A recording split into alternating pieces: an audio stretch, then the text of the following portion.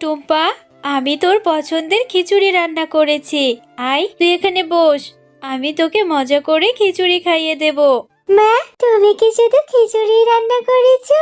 আমাকে একটা ডিম ভেজে দাও না মা। ডিম ভাজা ছাড়া খিচুড়ি তো মজা লাগবে না।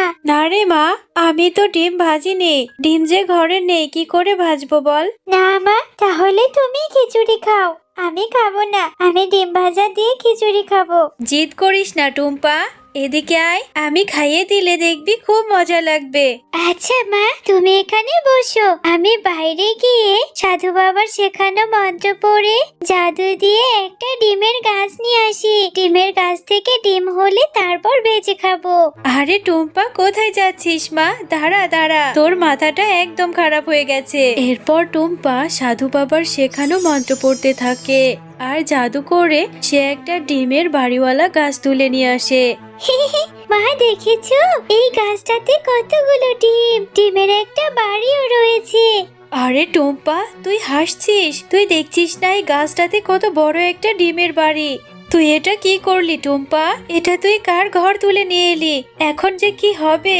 কিন্তু মা, আমি তো ইচ্ছে করে আনিনি। আমি তো নিজেও বুঝতে পারছি না কিভাবে এই ডিমের বাড়িটি চলে এলো। আমি তো মন্ত্র করেছিলাম ডিমের গাছ আনার জন্য। আমি অত কিছু বুঝতে চাই না। এই বাড়িটা দেখতে কেমন অদ্ভুত আর কত সুন্দর, না জানি কার বাড়ি। তুই এক্ষুনি এই বাড়িটি মন্ত্র পড়ে ফিরিয়ে দে বলছি। কিন্তু মা, সাধু বাবা তো আমাকে মন্ত্র করে গাছ আনার মন্ত্র শিখিয়েছে। এই গাছ ফিরিয়ে দেওয়ার মতো কোনো মন্ত্র তো আমি জানি না। তুই এক্ষুনি সাধু বাবার কাছে যা, সাধু বাবার কাছে গিয়ে এই গাছ ফিরিয়ে দেওয়ার ব্যবস্থা কর। এরপর টুম্পা তার মায়ের কথা মতো সাধু বাবার কাছে চলে যায়। আরে, এইখানেই তো আমার ডিমের বাড়ি ছিল। কে আমার ডিমের বাড়ি নিয়েছে? জাদুর আয়নাতে দেখি তো। এ কি? এ তো দেখছি একটা শিয়ালিনী। এক্ষুনি আমি শিয়ালিনীর থেকে আমার গাছটা নিয়ে আসবো। এই শিয়ালিনী, তোর তো সাহস কম না?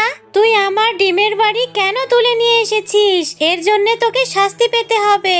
হে বাবা, এ তো দেখছি শাকচুন্নি। শাকচুন্নি, এই ডিমের বাড়িটি আমার মেয়ে ভুল করে নিয়ে এসেছে। তুমি তোমার বাড়িটি ফিরিয়ে নিয়ে যাও। নিশ্চয় এখন তুই মিথ্যে কথা বলছিস। আমি তোদের মা মেয়েকে ছাড়বো না।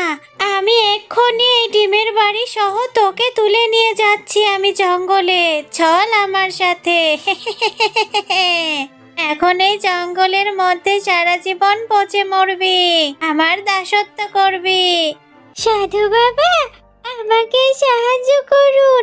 আমি যে ভুল করে মন্ত্র পড়ে একটা ডিমের বাড়ি নিয়ে এসেছি, এখন সেটা তো আমি ফিরিয়ে দিতে পারছি না।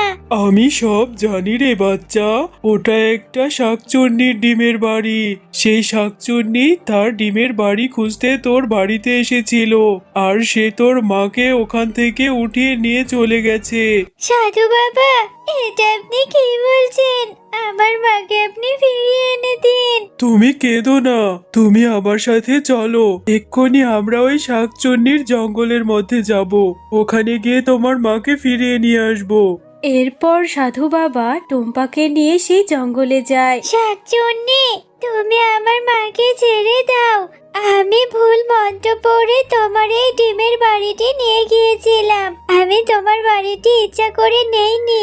আমি তোর মাকে ছাড়বো না, এখানে তোকেও আটকে রাখবো। তুই কেন এই সাধু বাবাকে সাথে করে নিয়ে এসেছিস? আমার হাত থেকে তোরা বাঁচতে পারবি না।